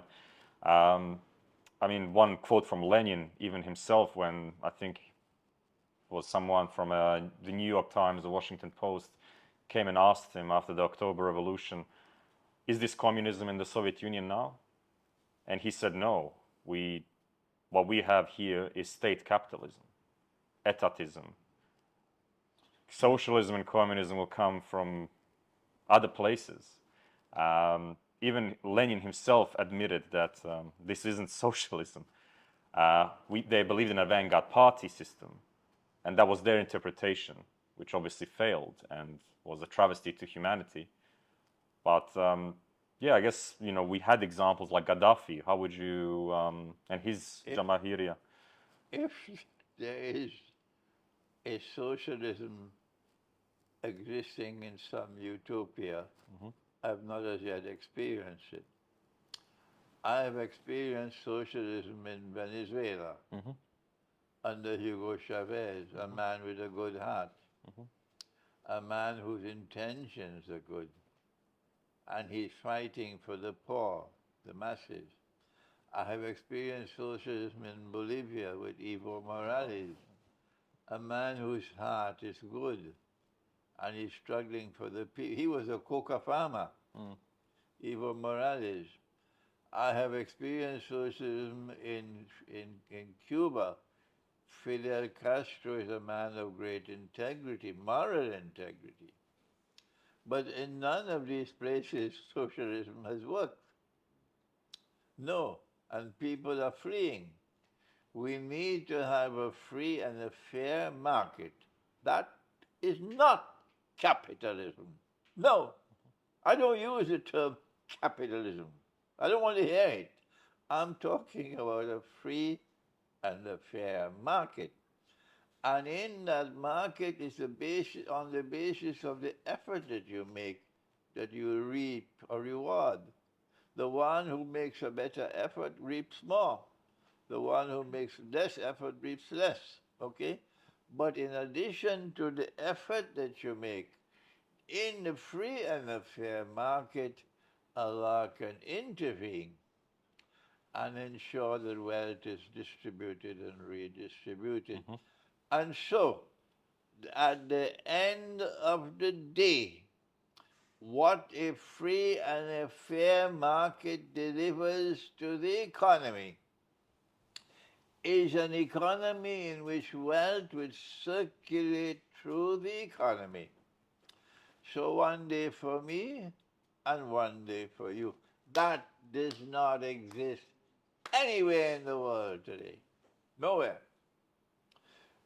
What we have around the world today is an economy in which the rich are now permanently rich and the poor are permanently poor, and that is shameful and that is disgraceful, and shame on the scholars of Islam who have the Quran and are doing nothing, not even to condemn the economy.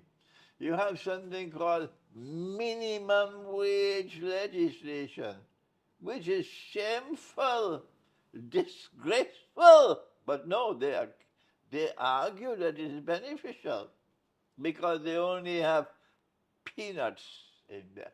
I'm sorry to have to be using this term again and again and again, but I'm now so old, I am one step away from the grave. I just can't help it. They have only peanuts in their head because they can't think. The reason why you have minimum wage legislation, that roti canai has to be sold for this price, Teh Tarik have to be sold for this price, is so that the masses, the pot doesn't boil to such an extent that the lid is thrown out of the pot. That will end up with masses on the streets and bloody revolution. So in order to keep the lid on the pot, so that the process of exploitation and oppression can continue, and the enrichment of the rich will continue, and the poverty of the poor will continue without bloody revolution, you have to have minimum wage legislation for the system to operate. What we want is a free and a fair market. The Prophet said no. A second time he said no. A third time he said no. And yet all these Muslims said yes. That is the tragedy we have. All of them saying yes, but he said no. So insofar as the economy is concerned, we say it cannot be a free and a fair market when you're using bogus money. How many scholars of Islam are there who will accept that the money we are now using is bogus, is fraudulent, is haram? They don't even have the freedom to talk in the masjid. Which is why, Sefer, I have stopped attending Salatul Jummah in Malaysia. In Trinidad, the Imam is not given a script of paper that he has to read from. The Imam speaks as he wants in Trinidad. In Britain, the Imam is not given. Everywhere in Britain, the Imam has the freedom to speak. But in Malaysia, he doesn't have the freedom to speak. Amazing. So how can an Imam in Malaysia, a Khatib, say the money we're using is bogus? He can't. He doesn't have the freedom to do it. We have to bring back dinar and dirham in the market as our money in order for a free and a fair market to be established. We have to bring back a free and a fair market in which money cannot be lent on interest, because you are blocking the way for Allah to redistribute wealth with your risk-free investment. Thank you for that. Just, I guess, an addendum to that. I highly encourage you to look into the Mondragon Corporation and certain other corporations in the Basque region of Spain, and also Emilia Romagna in Italy, and other local examples. While there's probably nothing at the government and state level, there are some good examples of where socialism and market socialism tends to work. I still believe. But yeah, no, thank you. I really appreciate your take on that. I guess maybe we move on to the Balkans. But if we want to respond as well, yes. Before we do that, if there is a socialism which is recognized as socialism, it has the title of socialism, it's recognized as socialism, but it preserves a free and a fair market. And in that market, money is real money, not fake money. And in that market, you're not allowed to reap without planting. I have no problem with that socialism. Me too. Show me where it is. I agree. Well, thank you for that. Let's move on to the Balkans. I think the second part where we really want to end this interview. I guess what I've come across and speaking to our people and doing a little bit of my research, what your perception is in the Balkans, the number one thing that echoes, and you can summarize it as, is, and I'm sorry to say it, but I'm just echoing how they say it. How can he know anything? He doesn't live here. He doesn't know anything about our particular situation. I personally disagree. I don't think that people who think rationally and people who have knowledge and wisdom, they do not get constrained by geography. They do not care about how the sun shines here or whether it rains here. They have knowledge, they have rationality. But I guess, what is your message to start off with to the people of the Balkans? And I know we've touched on it a little bit here before. Okay. About your background. The Balkans is that region of the world in which are located Albania and Bosnia, Croatia, Slovenia, Montenegro, Serbia. What else? Romania as well. Romania as well. Moldova, Greece. Yeah. Greece. This is the Balkans. Yes. Number two, the Balkans is that critically important part of the world where the face of Islam and the face of Orthodox Christianity come together facing each other, as nowhere else in the world. Number three, the Quran has spoken, and I don't need to live in the Balkans to know what is in the Quran. They in the Balkans, they are the ones who are not studying the Quran, or they're too scared to study the Quran.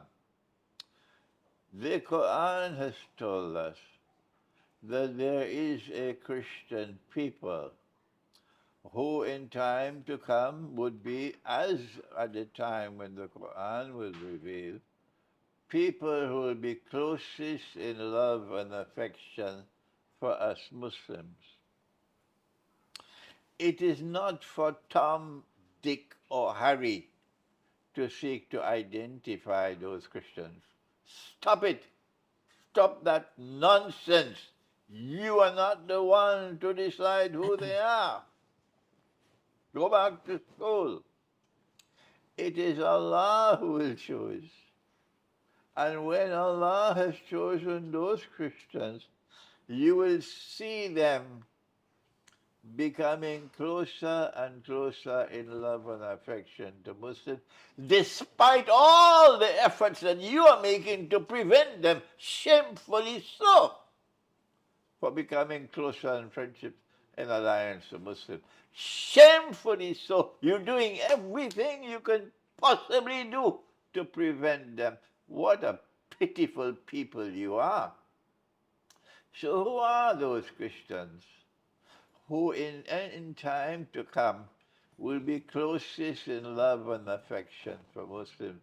ذَلِكَ بِأَنَّ مِنْهُمْ قِسِّسِينَ وَرُهْبَانَ وَأَنَّهُمْ لَا يَسْتَكْبِرُونَ.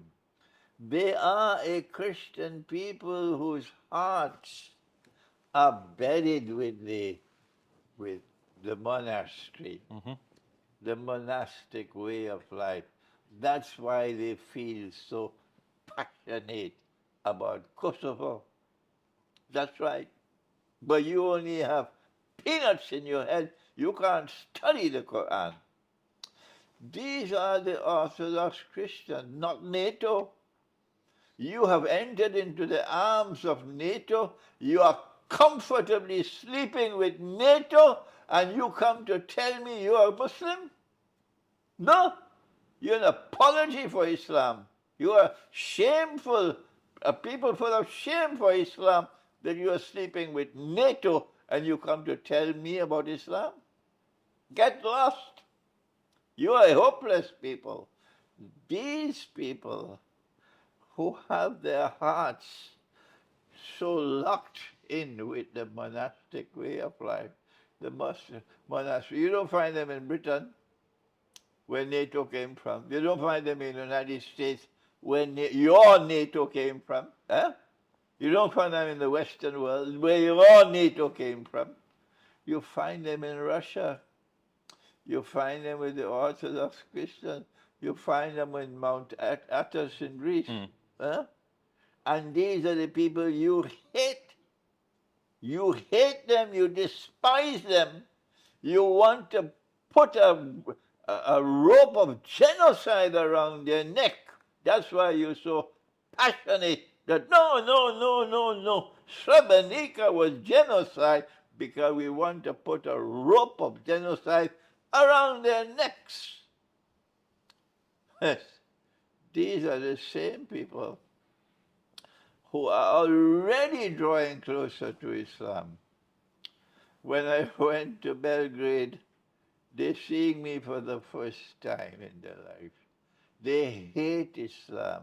They destroyed every masjid in Belgrade. All were destroyed. Only one was left standing. 400 years of Ottoman oppression left this legacy of hatred and bitterness. And I am an Islamic scholar. Tell me from Balkans, how do you explain? The auditorium is packed to capacity.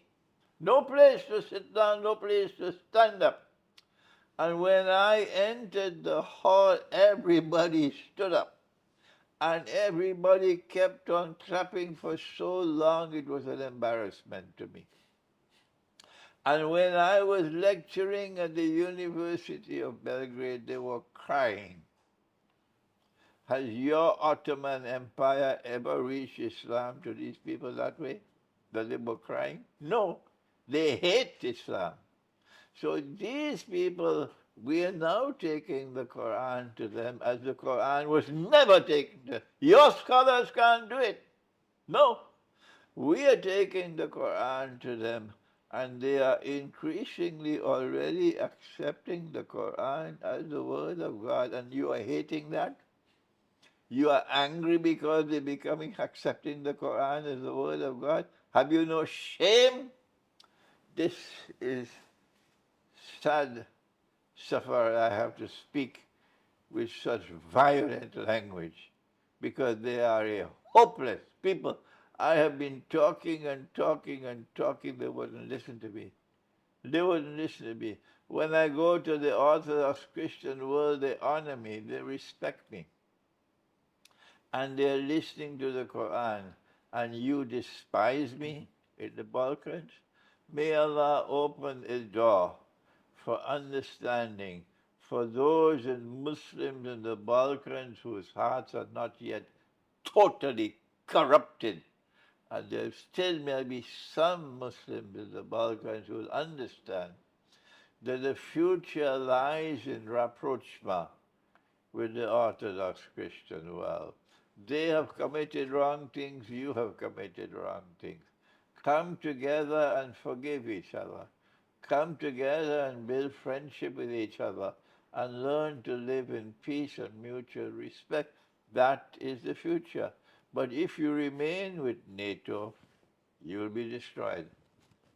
Definitely attest to that, and I believe it comes down to arrogance, very sadly, with Muslims, especially in the Balkans, and particularly in Bosnia, who have been sold this idea and identity of victim playing. Okay, they killed us. Why should we reach out our hand first? And I can attest to this as well. Whenever you do reach out your hand to the Orthodox Christians, they grab it with both. They are ready to accept. They are hungry for it. But our arrogance stops us from this. We believe the world owes us everything. The British have poisoned our heads that Srebrenica was a genocide. And by the way, I do get a lot of questions that you do mispronounce Srebrenica a lot, but it doesn't matter in a sense because it takes away from the point. Your identity, your nationhood, your disease of nationalism is stopping you from progress. It's stopping you from moving closer to Allah subhanahu wa ta'ala. You have clear direction not to ally with these people who, like you rightly say, celebrate Santa Claus, marry men marrying men, women marrying women. But on the other side of the Drina River, you have Orthodox Christians and Russian Orthodox Christians who outlaw LGBTQ propaganda. isn't it fascinating that just in those things alone, you don't even have to be a Muslim, you will see common sense? Is Western propaganda that powerful? Is it all about money? Or is it some other manipulative trick that is being played here? I think it is more than 600 years of brainwashing. The French have a term, lavage de cerveau, brainwashing. And when you are brainwashed, you lose the capacity to think. You no longer think for yourself, others think for you. You no longer take decisions on your own, others decide for you. You become like automaton, you dance to every tune the mastermind plays. If the Christians have slaughtered you, have killed you, there have been programs. Ask yourself the question, why have the Christians done that? Have you forgotten what you did? Have you forgotten that you violated Allah's command in the Quran? That you do not wage war on a people who want peace? Did the Christians provoke you? Did they attack the Ottoman Empire? It was the other way around. It was the Ottoman Empire which was waging ceaseless jihad, bogus jihad on the Orthodox Christians. And this was a violation of Allah's command in the Quran, and this was oppression. So if the Christians respond and they kill you, it's because you were killing them for so long. Have you forgotten that? Allah says when the enemy wants peace, you're not allowed to fight. The Patriarch of Constantinople, the Christian Patriarch of Constantinople, had only about 9,000 men. And the Ottoman Sultan had surrounded Constantinople with 200,000 men. And the Patriarch did not want war. He said, I'm prepared to continue to pay the tribute. Have you forgotten in the Balkans what your Sultan did? He violated Allah's command in the Quran, and he waged war on a people who wanted peace. If today they have hatred for you and they kill you, have you forgotten what you did to them? When the Ottoman Sultan conquered Constantinople, Allah says in the Quran, fight if necessary to protect the cathedral, protect the synagogue, protect the church.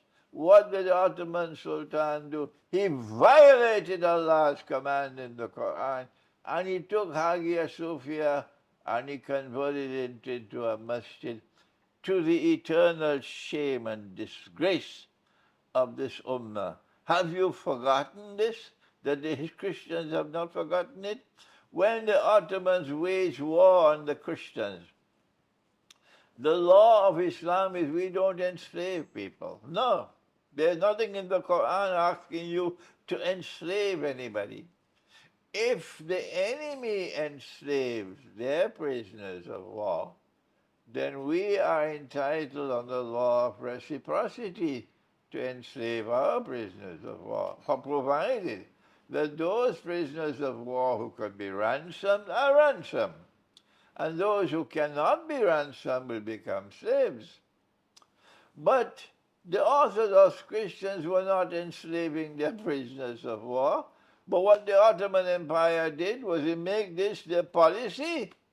They will fight the Orthodox Christians and they will enslave their women. And they treated the Christian women like cattle. They had the harem with hundreds of Christian women. And the Ottoman Sultan would not have sexual relations with a wife. No wife of nikah, for not a sultan. Ottoman Sultan, only these slaves. They enslaved them from warfare, bogus enslavement, haram enslavement. And so he'll have children with only these Christian women, to the eternal shame and disgrace of all the rest of us Muslims, except those who have no sense in their head except peanuts. So when a new sultan came, it's the son of a Christian woman. And the son of a Christian woman will lead the Ottoman Empire against his mother's people. Just add salt to the wound. Have you forgotten that? When you hate the Christians and they kill you? And when they conquer the Christian people and they want to have a truce, stop fighting, the Ottoman Empire will say, okay, we will stop fighting, but our condition for the truce is that you have to hand over to us so many of your boys. And they will choose the healthiest, the best boys. And these will be 10, 11, 12 years of age, and convert them to Islam by force, to the eternal shame and disgrace of all Muslims except those idiots who still support the Ottoman Empire like sheep and cattle and goats. Have you forgotten this, what the Ottoman Empire did to these boys? And these Christian boys who are now forced to become a Muslim against Allah's law in the Quran, because Allah says, La ikraha fi din. There is no compulsion in religion. The Ottoman Empire doesn't care 2 peanuts for the Quran. The Ottoman Empire doesn't care 2 peanuts for the Quran. They will take these boys and train them to be the elite fighting force, the Janissaries of the Ottoman army. And these are the personal armed forces protecting the Sultan. So when the Ottoman army goes to fight the Christian people, it's their own sons who will be fighting them. Don't you think that the Christian people have a right to hate you? So if they kill you, don't blame them. Blame what you did to them. Balkans are often, especially Bosnia, characterized as a country of absurdities, and where often religion is conflated with nationalism. And we witness a lot of paradox, and for example, the Kosovo independence paradox. While we appreciate our brothers in Kosovo, all of the Balkans, just to spite Serbia, will support independence. But when the Serbs would ask vice versa, reciprocal independence for, let's say, a part of Bosnia, oh no, that's not allowed. And NATO will protect us. And it's the biggest game that they've sold them. We also have the Armenian genocide paradox. The Bosnians will be so loud about about the Srebrenica genocide. But to please Erdogan, they will never support Armenian people suffering and recognize that as the truth. But we also have that within the Orthodox Christian world in the Balkans. I'm not sure if you're informed of that. Sadly, the leadership of those nations and the church fathers of the Orthodox Christian church are equally to blame. They are also full-on supporters of those very people that oppressed them, the Ottomans. They also do not recognize Armenian genocide. They also support Israel. Milorad Dodik, who is the leader of the Bosnian Serbs, openly supports Israel, just to spite the Muslims. What actually unites them is this common love for Erdogan, which is fascinating, both on the Serbs and you've got the Macedonian Orthodox Church. They've moved to NATO. The Greek Orthodox Church as well. The Serb Orthodox Church with its idolatry and belief in these saints, which are of Serbian kings. They have deviated a lot from God's path. Should we also have a message to them? In the same way that in our camp, we have Muslims who are misguided. We have Muslims who hate each other. They are divided into sectarian camps. Similarly, amongst them you have the same disease. But if Allah has ordained something, it will come to pass. Our duty is to take the Quran to them. Tell them what is in the Quran and invite them to accept that the Quran has come from the same source as the Gospel and the Torah. I have been doing that and they are increasingly accepting the Quran. So this method is working. But when you accept the Quran, you don't have to give up Jesus. No, you can continue to remain a follower of Jesus because it's the same deed, the same truth. And I will follow Muhammad, Allah's blessing be upon him, and you follow Jesus, and we are brothers to each other. I can attest to that. A lot of Orthodox Christians, when you have a discussion with them, they willingly accept Prophet Muhammad sallallahu alaihi wasallam as a messenger. They believe Quran is the word of God. But a lot of them will say, I can't convert because of my family, because of my nationality. So there is that little fear and powerlessness that is evident. Why do they have? Give me one good reason. Why is it obligatory on them? From which garbage bin did this nonsense come from? That you have an obligation to give up the Ummah of Jesus and join the Ummah of Muhammad. No, it's false. You have a choice. Absolutely. If an Orthodox Christian accepts the Quran as the word of God, accepts Muhammad as his messenger, and he wants to now become a follower of Muhammad, Allah's blessing. Welcome, brother. Welcome, brother. But when you become a Muslim, you join this Ummah, don't hate your brothers. And don't join the Ottoman Empire in oppressing your own brothers, which is what they did in the Balkans. That's why the Christians hate them so much. They were Christians and they became Muslims.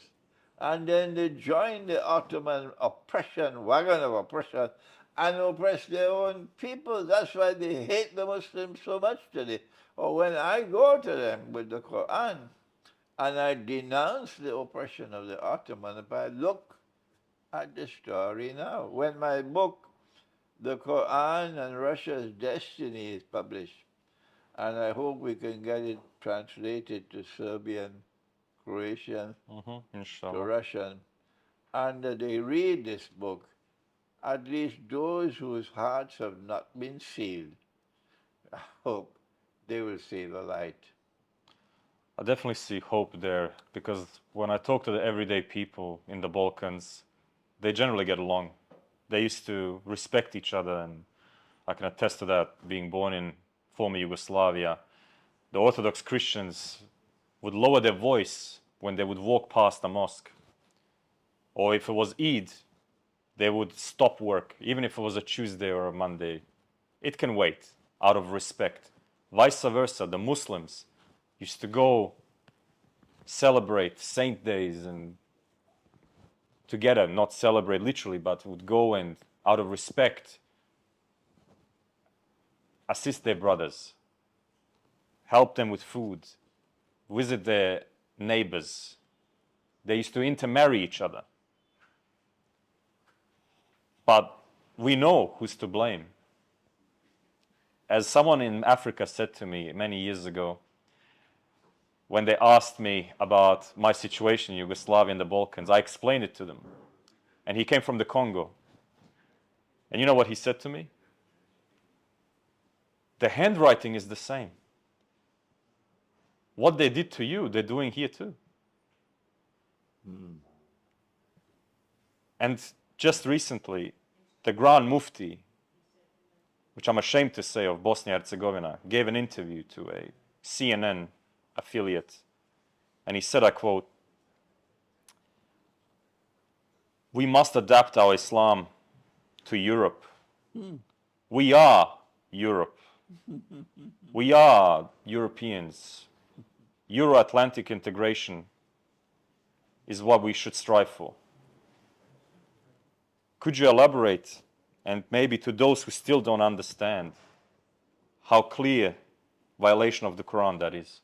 The Quran has provided us with the Quran, first of all, declares that it has come to explain all things, Tibyan and Likulli Shay, and this is in Surah Al-Nahl. One of the most amazing phenomenon of all of human history is the emergence of modern Western civilization, which has changed the whole world again and again and is still changing the world. It is demolishing the religious way of life around the world. It is the greatest challenge that the religious way of life has ever felt in human history. It is impossible that the Quran does not explain modern Western civilization. That Mufti is a stranger to the Quran. Alia Izetbegovic, how you pronounce it? Izetbegovic. Yes. Also, from the title of his book, Islam Between East and West, also displays some measure of not understanding the Quran, to use soft language, yes. No, the answer is that from the Quran, Allah has cursed modern Western civilization. It is there in Kunu Kiradatan Khasi'in. When you see a civilization taking off their clothes and preferring public nakedness to wearing clothes in public, you know that these are people cursed by Allah. Your Mufti in Bosnia needs to go back to school. When you see a people engaging in sexual relations in public like monkeys, you know that these are a people who have been cursed by Allah in the Quran. This is the civilization of Gog and Magog. And this civilization was created by Dajjal. So your Mufti needs to go back to school. I guess let's conclude. It is my sincere hope that some of these words will resonate deep down into the souls of our people and allow them to reflect. And I think from the messages you've said today, challenging times are facing us. We must turn to the Quran. There's no other alternative. It is a book that, as you rightly say, entails all things. But I also additionally hope that your book, Russia and the Quran, will hopefully break through some barriers as well and at least allow people at the grassroots level, in the Balkans especially, to have that conversation.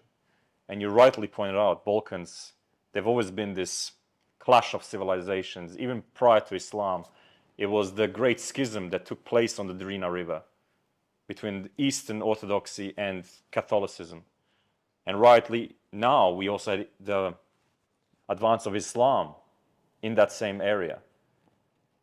No matter what we think, it's always been an area that's been contentious and used as we always say, a polygon, a playing field for greater powers to settle their scores. Mm-hmm. But I ask, I guess, people to wake up, and I hope your message will ask them to wake up and say no to Western civilization. Why should you be used as cannon fodder and, skeletons scattered away throughout the countryside? For what and for whose gain? I guess a final remark. I'll leave it to you, Sheikh. Well, I was in I went to Albania twice, and I was in Albania last summer, and people from Kosovo traveled to Albania to meet with me, and they loved me, and they were listening to me. I was planning to go to Skopje in Macedonia, but I couldn't get the visa. But the preparations were there, and large numbers from Kosovo and Bosnia were prepared to come to Skopje to meet with me. So yes, I do have a following in the Balkans, but I believe that the majority are brainwashed. I don't share your optimism, but of course we have a duty to keep on trying, not like Yunus alayhi salam and to give up. We keep on trying, but while I hope for the best, I already expect the worst. I expect that the brainwashing cannot be removed. We pray that Allah may take you safely back to Australia. I was honored that you should fly all the way from Australia to Malaysia here to interview me. And we pray that this interview might be of some benefit to our people in the Balkans. Yeah. And I would like to also extend my invitation to you. Inshallah, Allah grants you a lot of health in the future, and that you may one day visit Bosnia and meet those followers of you and help spread that message. Because I hope, I can remain optimistic, but I hope there is a fruitful ground for your message there. Yes, there will be Muslims who will welcome me in Bosnia, but NATO will probably do a Khashoggi on me. Thank you, Sheikh. You're it was welcome. a pleasure. All right. Thank you.